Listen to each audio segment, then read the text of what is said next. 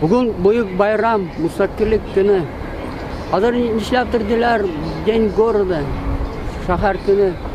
Бұл тарихта зур вакия болды. Мына декларацияда шықты. Шуны унутмаска керек.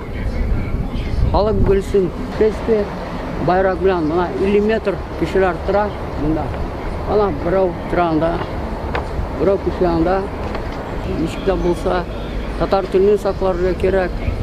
Милли магари болырға тиіс.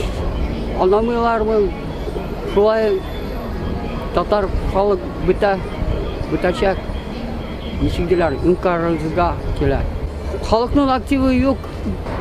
Ойлаймыз, нешік активлар, актив болсын деп халық нәрсе ясарға. Бүгін яқтан қазір бірлашабыз. Bütün Tatarlar birleşirge gerek, birden bulur gerek.